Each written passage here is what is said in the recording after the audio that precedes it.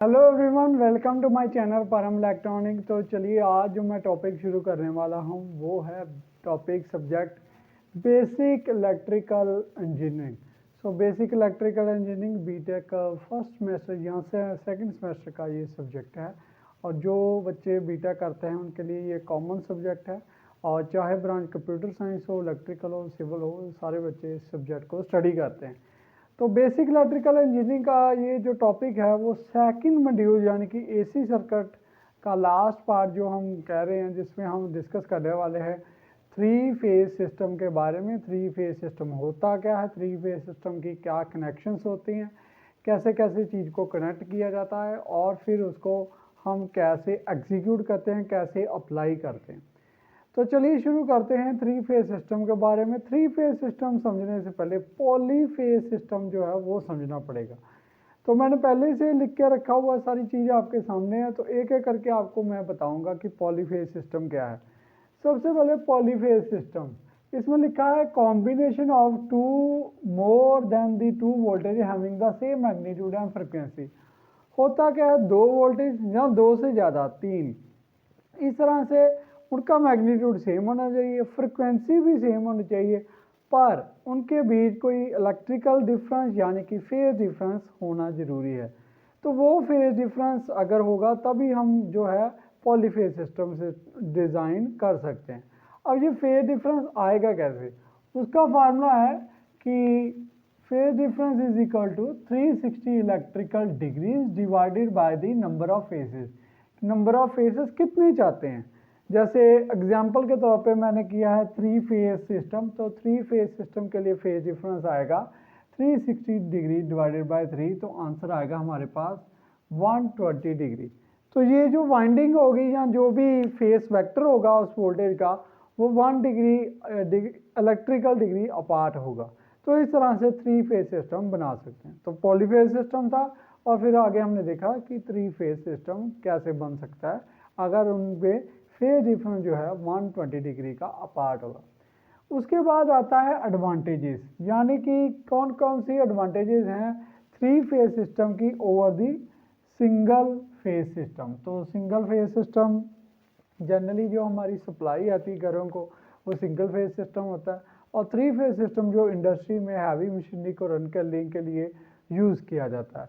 तो three phase system की पहली एडवांटेज है कि कांस्टेंट पावर, यानी कि सिंगल फेज में हमें पल्सेटिंग पावर मिलेगी, पर थ्री फेज सिस्टम में हम कांस्टेंट पावर जो है वो सप्लाई कर सकते हैं। तो ये एक पहली एडवांटेज।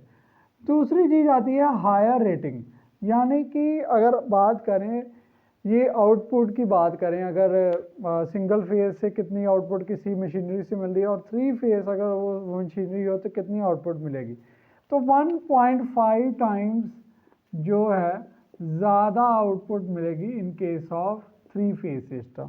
तो ये इसकी एडवांटेजेस है। इसके बाद आता है पावर ट्रांसमिशन इकोनॉमिक्स। अब इसका क्या मीनिंग है, क्या होता है कि जब हम पावर ट्रांसमिट करते हैं एक जगह से दूसरी जगह, मान लीजिए कोई मोटर है सिंगल फेज से, एक है थ्री फेज। अब सिंगल फेज से हमने पावर ट्रांसमिट की और जो उसकी रिक्वायरमेंट रहेगी, इतने थिकनेस वायर चाहिए और ट्रांसमिशन होगी आपकी पावर, इस केस में आपको उससे लेस 25% की रिक्वायरमेंट रहेगी। यानी कि आप जो वायर जब वेटेज की बात करें, जो सिंगल फेज में कोई 100 यूनिट की होगी, इसमें 75 यूनिट तक भी काम चल जाएगा। तो ये एक अच्छी चीज़ है इकोनॉमिक और कॉस्ट के हिसाब से कि हमें ज़्यादा पैसे जो है वो नहीं खर्चने पड़ेंगे। फिर इसके बाद आता है कि इसमें सेल्फ स्टार्टिंग की अवेलेबिलिटी रहती है, हम मशीनरी को सेल्फ स्टार्ट कर सकते हैं। सिंगल फेस में कोई ऑक्सिलरी मेन यानी कोई एक्स्ट्रा चीज़ लगा के उसको स्टार्ट करने की ज़रूरत पड़ती है, इसमें हम सेल्फ स्टार्टिंग कर सकते हैं। देन उसके बाद आता है हाई पावर फैक्टर।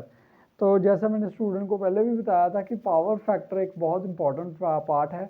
अगर पावर फैक्टर कम रहेगा तो लॉसेस ज़्यादा होंगे क्योंकि करंट ड्रॉन ज़्यादा होगा। हायर पावर फैक्टर चाहिए जिससे लॉसेस भी कम हो, एफिशिएंट भी सिस्टम बना रहे। तो इस केस में as compare to single phase power factor जो है ज़्यादा रहता है।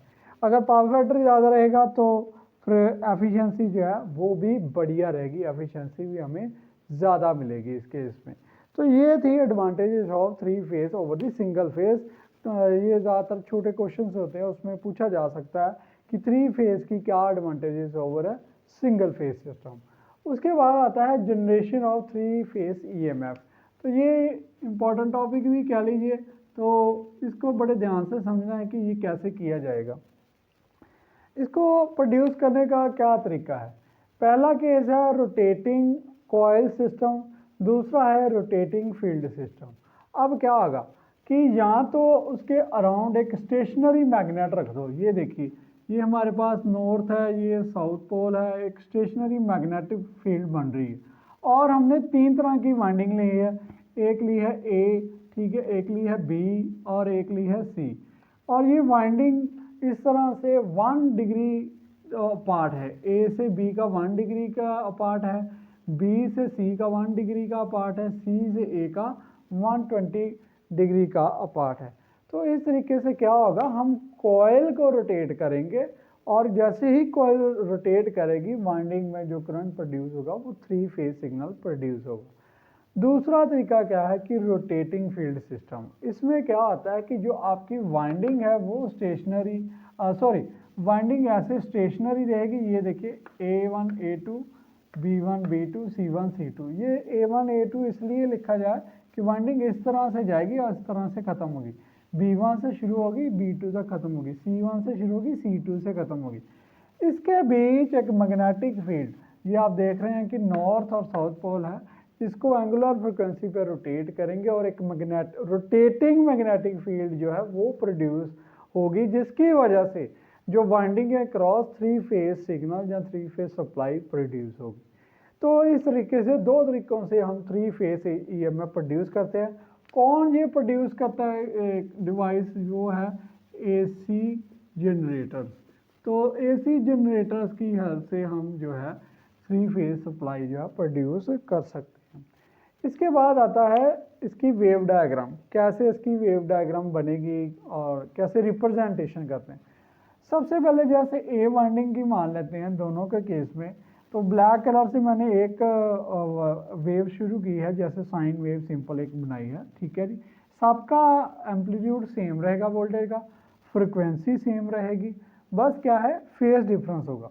दूसरी है बी वोल्टेज, जो कि ब्लू कलर से मैंने शो किया, जो कि इसके बीच अगर देखा जाए तो 120 डिग्री का फेज डिफरेंस होगा। तो यहाँ से शुरू करेंगे वेव और यहाँ तक जाएगी, फिर 120 डिग्री का फेज डिफरेंस होगा और थर्ड जो होगी सी रेड कलर से शुरू की है वो इस तरह से आएगी। तो इस तरह से वेव डायग्राम हम शो करेंगे। फिर बात आती है फेजर डायग्राम। एग्जाम में जब भी क्वेश्चन आता है फेजर डायग्राम ज़रूरी है, फेजर डायग्राम बनाएंगे तभी हमें फुल मार्क्स मिलेंगे ये सारी चीज़ों के साथ। फेजर डायग्राम में देखिए पहला फेज जैसे मैंने बनाया है ए एंगल का, फिर उसके बाद 120 डिग्री का फेज डिफरेंस है बी फील्ड आ जाएगी, बी फेस आ जाएगा, फिर इसके बाद 120 डिग्री आ जाएगा फेज डिफरेंस पे सी वेक्टर आ जाएगा, यानी कि सी ई एम एफ वोल्टेज आ जाएगी। और इसी तरह से सी और ए में ऑटोमेटिकली 120 डिग्री का फेज डिफरेंस आ जाएगा। तो ये फेज डिफरेंस हो गया हमारे थ्री फेज जो सप्लाई है उसमें।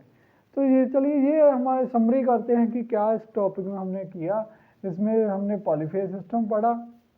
पॉलीफेज सिस्टम एक ऐसा सिस्टम है जिससे नंबर ऑफ फेसेस हम प्रोड्यूस कर सकते हैं। वैसे सप्लाई सिंगल फेज की आती है, पर कई जगह पर कई मशीनरी ऐसी होती है जो नंबर ऑफ फेसेस पे रन करती है। तो जिसमें थ्री फेज सिस्टम हमने डिस्कस करना है, उसके लिए फार्मूला है फेज डिफरेंस का 360 degree divided by number of phases, 360 by 3 120 degree आ गया। एडवांटेजेस उसकी देखी कि थ्री फेज सिस्टम की सिंगल फेज सिस्टम पे क्या एडवांटेजेस हैं। कांस्टेंट पावर है, हायर रेटिंग है यानी कि 1.5 टाइम्स, पावर ट्रांसमिशन इकोनॉमिक्स है, वायर की वेटेज कम लगेगी 25%, सेल्फ स्टार्टिंग है, हायर पावर फैक्टर है, हायर एफिशिएंसी है। फिर हमने देखा कि कैसे जनरेशन करेंगे थ्री फेज ईएमएफ की। उसके लिए स्टेशनरी मैग्नेट है, कॉइल को रोटेट करो, 120 डिग्री के फेज डिफरेंस पे वाइंडिंग का रखो। तीन तरह की ही वाइंडिंग होगी, याद रखना, तीन तरह की वाइंडिंग से ही प्रोड्यूस होगा। फिर इसके बाद है कि मैग्नेट को रोटेट करो और जो आपकी वाइंडिंग है उसको स्टेशनरी रखो, जिसमें लिखा है रोटेटिंग फील्ड सिस्टम। बाद में वेव डायग्राम बनाई है, पहले एक फेज आएगा, फिर 120 डिग्री का दूसरा फिर तीसरा, इस तरह से वेव डायग्राम बनाएंगे। फिर उसके बाद फेजर डायग्राम आ जाएगी, एक फेज आ जाएगा, दूसरा फेज आ जाएगा और तीसरा फेज आ जाएगा। तो इस तरह से हमारा पॉलीफेज सिस्टम है। तो स्टूडेंट ये टॉपिक को आपने ज़रूर कवर करना है और ये इम्पॉर्टेंट टॉपिक है। अगर आपको ये वीडियो अच्छी लग रही है और अगले टॉपिक्स की वीडियो इस पर आने वाली है तो चैनल को जल्दी से जल्दी सब्सक्राइब करें और बेल आइकन को ज़रूर प्रेस करें। और इसी तरह से और भी अगर कोई आपको डाउट्स हो तो प्लीज़ कमेंट बॉक्स में ज़रूर लिखें। आपके डाउट जो होंगे जैसे टाइम टू टाइम उसका रिप्लाई कर दिए जाए। तो अगर आपको वीडियो अच्छी लगी है लाइक ज़रूर करें। Thank you very much.